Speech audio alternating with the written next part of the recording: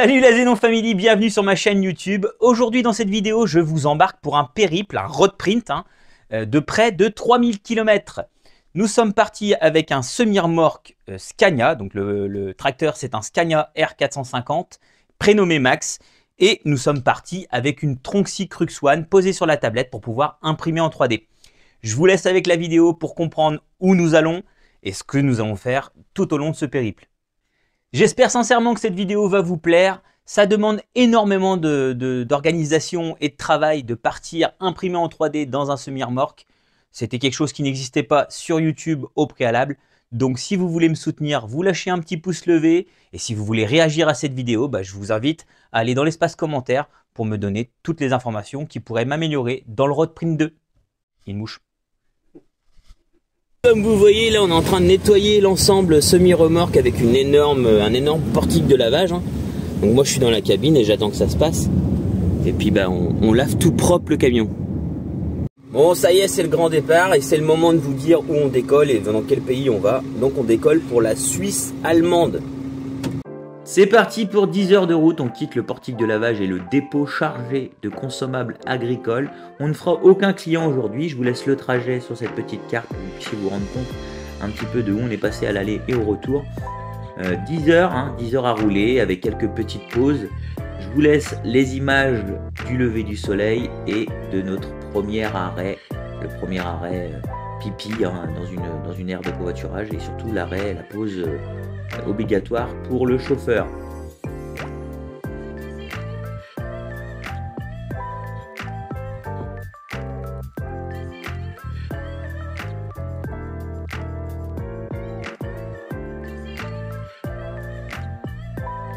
Je suis en train de terminer la première impression 3D faite dans le camion.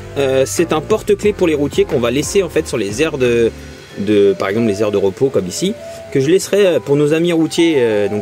Si vous passez sur les aires où on fera nos pauses, vous pouvez récupérer ce petit porte-clés gratuitement que je vais préparer avec le petit anneau là. Allez, la pause c'est terminé, on a déposé notre petit porte-clés pour les amis routiers. Comme vous voyez, le temps est plutôt pas mal, il y a quelques nuages mais on a quand même du soleil. On commence à avoir des paysages qui changent un petit peu de la Bretagne et on va s'arrêter du coup le midi, donc peu de temps après notre pause, sur une autre aire de repos on va dire, et c'est là que c'est le drôle, c'est comment j'ai mangé en fait. Donc, le chauffeur n'a pas voulu grignoter, ou il a grignoté dans le camion et moi je me suis foutu à l'avant, il y a une tablette dans le pare-choc et du coup je me suis mis à faire ma popote sur la tablette qui est dans le pare-choc. Les routiers s'arrêtent pas forcément que dans des restos routiers, assis leur cul sur une chaise, ils mangent aussi des fois bizarrement. Alors un chauffeur routier, quand il entame un long périple comme ceci, s'il veut pouvoir rouler 10 heures, il a besoin de faire plusieurs pauses dans la journée. On s'est arrêté pour déjeuner, donc pour le repas du midi. Je suis descendu à l'avant du camion et dans le pare-choc du camion, il y a une tablette qui permet de faire l'entretien en montant dessus de la face avant du Scania. J'ai mangé là-dessus, j'ai fait mes sandwichs, j'ai fait ma petite popote. C'était assez folklorique, mais on y est arrivé et on a pu rouler donc pendant 10 heures dans la journée. Je suis en train d'essayer de résoudre un problème qu'on a dans le Scania. Je pense que c'était important que vous voyez l'objet qui va suivre dans la vidéo dans son entièreté pour que vous puissiez comprendre un petit peu à quoi ça va servir. En fait, je suis pas très grand et du coup la ceinture me passe au niveau du cou, ça m'irrite. Donc on a imprimé la petite pince pour venir prendre la ceinture comme ça. Et du coup elle passera au niveau de mon épaule et non plus au niveau de mon cou. Moi, ça fait combien de temps qu'on roule là? À peu près 7h33, il reste 3 heures. 2h30 à rouler, je suis très fatigué. Le pilote il doit être fatigué aussi parce que moi je le suis. J'ai un gros coup de pompe là, on s'est arrêté pour manger. Puis il a fallu qu'on croche dans des sacs en plus. Et du coup on s'arrête dans 2h30. Et après on s'arrête. On se pose et on reste tranquille, comme ça on va pouvoir faire de la modélisation, on va pouvoir monter les vidéos. On va pouvoir se reposer aussi, on a besoin de repos, surtout le pilote. Il y aura 10 heures de roulage dans les pattes. Et puis voilà, je vais finir de modéliser un truc que je vous prépare pour demain et c'est super cool, donc il faut rester connecté. Allez, ça y est, on arrive sur l'aire de repos final. Là, on va passer la nuit. Donc, très fatigué. Ce midi, quand on s'est arrêté, il a fallu crocher dans des sacs qui se sont cassés la gueule de la palette. C'était mal filmé, du coup, il a fallu repalettiser tout à la main.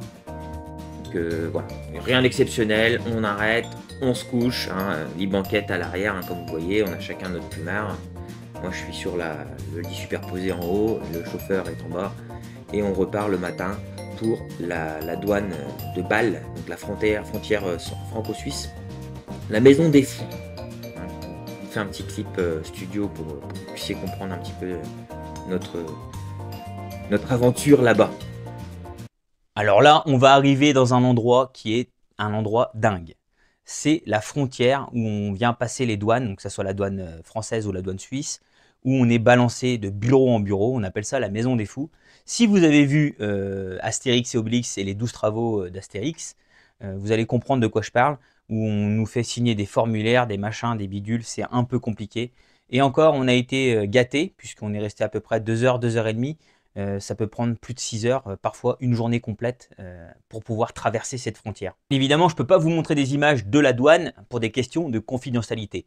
Mais vous allez voir le parking, rien que déjà comment sont garés les camions, c'est un peu du grand n'importe quoi.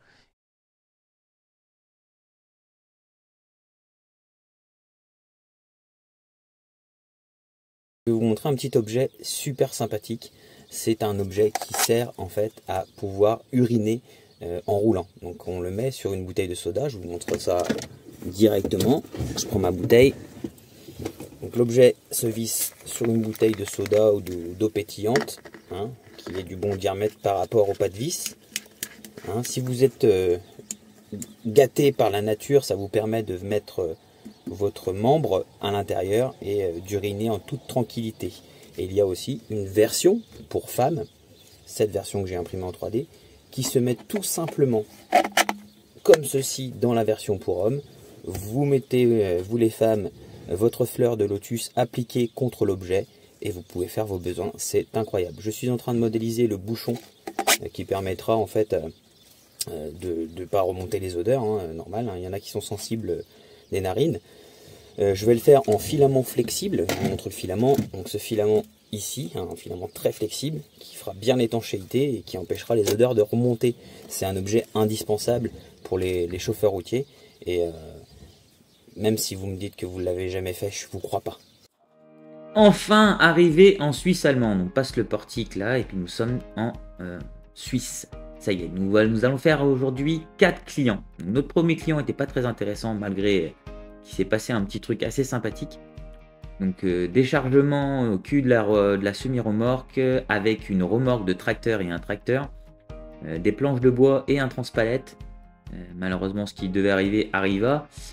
En descendant une des palettes, bon bah forcément la palette elle s'est cassée la margoulette et il a fallu tout descendre à la main dans la remorque du tracteur. C'était assez cool. Donc là vous avez donc des images, premières images de la Suisse, hein. C'est très joli, vallonné. On n'a pas un grand soleil mais ça va, il ne pleut pas déjà. C'est déjà un grand point positif. Il y a beaucoup de montagnes, hein, comme vous voyez, les petits villages sympathiques de la Suisse. J'adore la Suisse et ces petits villages assez rocambolesques. Oui, j'ai le droit d'utiliser rocambolesque, c'est ma page YouTube, je fais ce que je veux. Deuxième client, là on arrive, deuxième client, regardez-moi ce portique, hein, passer un poids lourd, un semi-remorque avec les pentes de toiture qui descendent ici. Donc le fourgon que vous voyez devant, en fait c'est le commercial, hein, le client pour lequel on livre. C'est son consommable qu'on a à l'intérieur du semi-remorque. Et donc on arrive chez un de ses clients à lui pour livrer. Donc là c'était super cool, il avait les engins, on a pu ouvrir les bâches et descendre le matériel comme on le voulait. Donc il nous sert en fait un petit peu de ballon, hein. On suit le fourgon pour arriver chez tous les clients.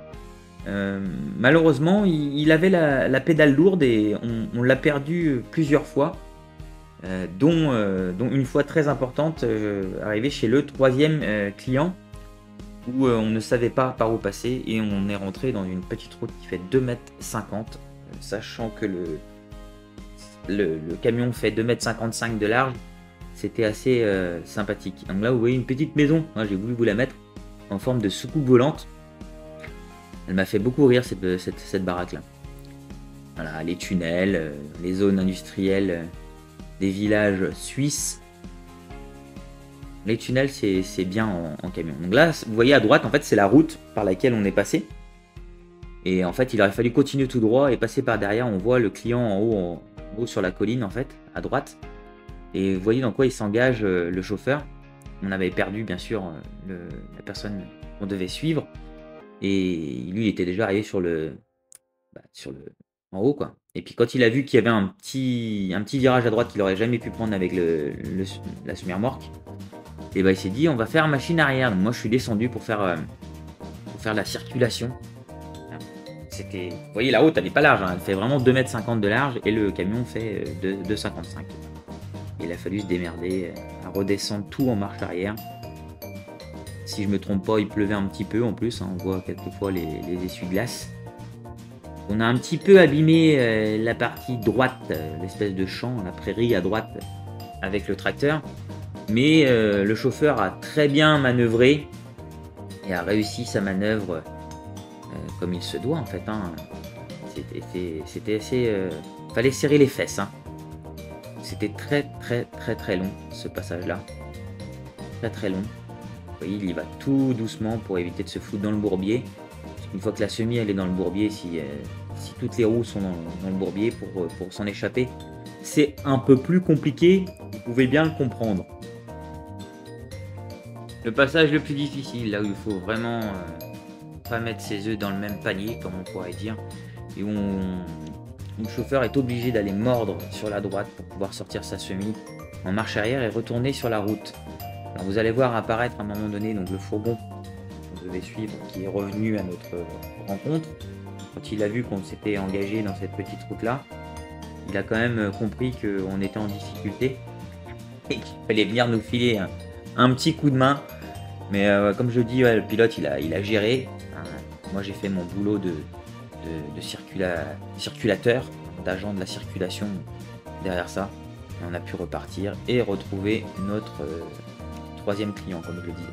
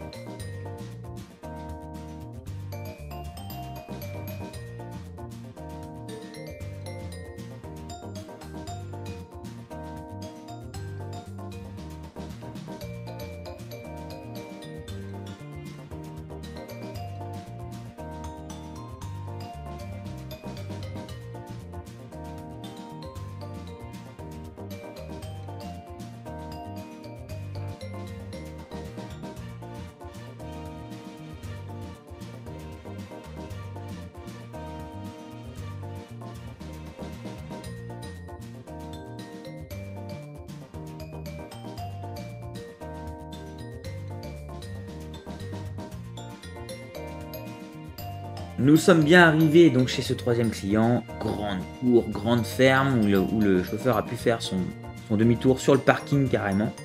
Et donc là rien de problématique. L'agriculteur avait ce qu'il fallait pour décharger. On a pu se mettre tranquille dans le camion, se reposer de notre émotion qu'on a eu avant.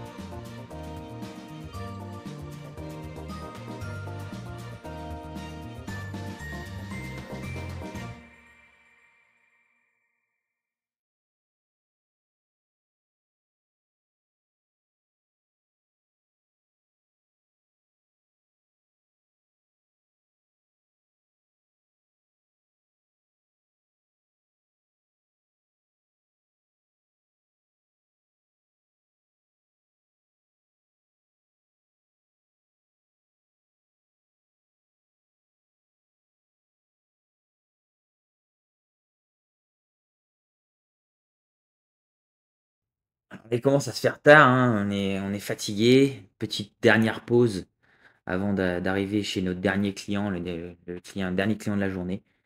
On est très fatigué, très fatigué. La journée a été très fatigante. Mais on est tombé donc chez notre dernier client, chez des personnes vraiment magnifiques, hein, qui nous ont invités à boire l'apéritif après avoir déchargé le camion. On a été accueillis comme des rois. Et ensuite, ils nous ont envoyés dans le petit bar du village, où on est tombé chez des propriétaires pareil, adorables, où on se fait servir la bière à table, hein. C'est des choses qu'on ne voyait plus chez nous. On nous a offert des cadeaux. Enfin, franchement, on a été vraiment bien accueillis. On a parlé un petit peu si la culture était différente, qu'est-ce qui changeait entre la France et la Suisse. Et on est tombé sur des amours, vraiment, vraiment. Et c'est là où on va se garer, où on va passer la nuit. Sur la gauche, vous voyez une espèce de petite maison là, éclairée. En fait, ça, c'est une maison de passe, hein. C'est une maison où il y a des filles très charmantes, hein. Enfin, de ce qu'on m'a dit, bien évidemment, hein. Moi, j'y suis pas allé, hein. Mais de ce qu'on m'a dit, c'est un endroit assez gai. On repart le matin. C'est magnifique. On a passé une bonne nuit. On a bu un petit peu l'apéritif hier soir, mais rien d'exceptionnel. On est resté sage, hein. Le pilote doit rouler, donc on ne s'est pas couché très tard. Mais on a passé un excellent moment. Et on est sous la pluie, la grisaille et tout ce qui s'ensuit pour notre retour en France, pour aller chercher de nouveau des consommables, hein. On va repasser la frontière pour aller chercher les consommables en France pour le dernier trajet, on va dire, pour recharger la semi-remorque, pour pas faire le retour à vide. Donc là, je suis en train de modéliser le petit bouchon de roue du Scania. Hein, on va y mettre un petit logo et tout. Mais je voulais vous montrer un truc très important. Le plus pénible dans la modélisation, c'est quand il y a les mouvements de la cabine. Parce que là, on est en train de rouler, hein. On est en train d'imprimer. On est en train de copier les données de la dashcam qui est là-haut dans le disque dur 1 Tera. Hein. Et quand je modélise, j'ai du mal à aller sélectionner mes arêtes pour en faire des congés ou être précis. Donc il y a plusieurs fois où je m'y reprends, donc je mets un peu plus de temps à faire ma modélisation et ça c'est un peu pénible. Alors c'est pas parce que je suis pas à l'aise avec ma souris, c'est parce qu'il me manque quelque chose sur ma cuisse. Donc vous voyez là, je suis vraiment à l'aise au niveau de la souris. C'est juste que j'ai pas la surface nécessaire pour bien travailler avec la souris. Donc j'ai eu l'idée de modéliser un petit carré que je puisse sangler autour de ma cuisse, hein, à l'aide d'une bande de scratch pour y poser la souris et être super à l'aise. Parce que franchement, la position de la souris sur la cuisse, c'est pas du tout dérangeant, bien au contraire, pour faire la modélisation. Bon, du coup, on va essayer le premier qui n'a pas de flèche, hein, les deux petites flèches qu'il y a ici. On va voir s'il est en place. Il se clipse parfaitement, hein, nickel. On est OP. Maintenant, on va en enlever un deuxième et on va essayer, hein, parce que je ne sais pas si ma modélisation est faite correctement, d'aligner les deux petites qui sont ici. Et c'est parfait. Ça permet en fait de savoir si les écrous se desserrent. S'il y a une des deux flèches qui regarde plus haut que l'autre, pour le coup, on sait qu'il y a un écrou qui est desserré. Alors là, on arrive à un endroit vraiment bien, puisqu'on a pu enfin prendre une douche, hein. On a rechargé le semi-remorque pour pas rentrer à vide de consommables. Et petite douche sympathique, ça fait du bien, hein, parce que après tout ce temps à deux dans la cabine d'un camion, sans avoir pu prendre de douche, hein, même si on essaie de faire des toilettes de chat, c'est un peu compliqué.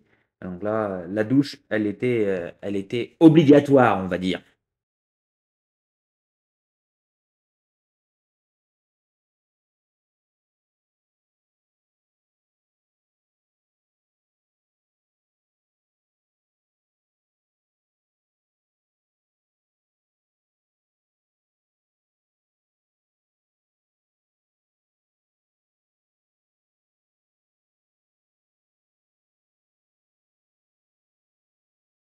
Alors, dérouler une sangle de camion, c'est très facile. Et là, je vais vous montrer donc les trois façons à faire de manuel. Donc une avec la main, une avec un enrouleur manuel et la troisième possibilité avec un objet que j'ai modélisé et imprimé en 3D. Alors on peut tout d'abord l'enrouler à la main. Alors le mieux à faire, c'est de prendre à peu près 50-60 cm de sangle, de replier vers l'intérieur comme ceci. On ne va pas prendre la moitié de la sangle comme certains diront, puisque si on enroule par la moitié, quand on va dérouler la sangle, on ne pourra pas passer par les chargements qui seront les plus hauts dans le camion, dans la semi. Donc du coup, on prend 60 cm et on enroule, on fait une petite boucle comme celle-ci, hein, une petite boucle de 2-3 cm, et ensuite on enroule. C'est pas évident avec les gants, j'ai pas l'habitude de travailler les gants, mais il faut les mettre. Donc du coup, ensuite on fait le coin-coin, comme on dit, le canard, hein, comme ça, et on enroule toute la sangle, et là c'est un long travail fastidieux qui rentre en ligne de compte, parce que vous avez vu la longueur de la sangle. Alors il existe aussi dans le commerce ce type d'enrouleur manuel avec un petit aimant que l'on peut coller comme ceci sur une partie métallique. Ensuite on fait pareil, on plie 50 cm, on le met dans l'enrouleur de sangle et ensuite on enroule en faisant guide avec la main.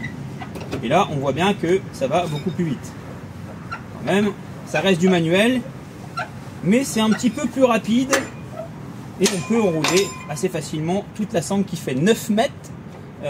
Assez rapidement, mais c'est pas encore assez rapide à mon goût. Maintenant j'ai modélisé et imprimé en 3D ce petit objet qui se fixe sur une visseuse. On le met tout simplement comme un forêt dans le mandrin. On n'a pas besoin de serrer comme des bœufs, on met sur vitesse 1 hein, parce qu'on n'est pas des bourrins. On vérifie que la visseuse est bien réglée. Toujours notre petit morceau de 50 cm plié vers l'intérieur. On met la visseuse sur visseuse, on les met comme ça, voilà, et ensuite on enroule la sangle, et donc la sangle s'enroule très rapidement, c'est la façon la plus rapide qui existe.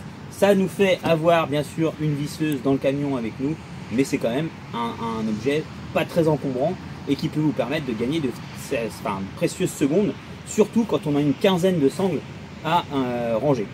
Heureusement, la fin de ce périple, je vous ai pas mis d'image du retour, hein. Donc c'était pas intéressant de vous remettre les images. J'espère que les images dashcam vous ont quand même apporté quelques satisfactions, hein. J'ai essayé de prendre des séquences où il faisait le plus beau, où on avait les plus beaux paysages, où on passait dans des tunnels, des trucs un peu intéressants à voir. Je veux pas trop parler sur les séquences, je voulais pas trop parler sur les séquences pour vous laisser profiter de ces images.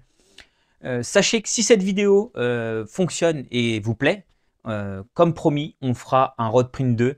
On essaiera de choisir un pays du soleil cette fois-ci et d'aller chercher la chaleur. Et j'ai plein d'autres idées pour vous les chauffeurs poids lourds et puis pour la Xenon Family qui regarderait cette vidéo. Merci, un grand merci à tous si vous êtes restés jusque là pour me soutenir. J'espère que vous allez partager la vidéo, que vous allez réagir, que vous allez commenter. Et j'espère sincèrement qu'on pourra faire un Road Print 2.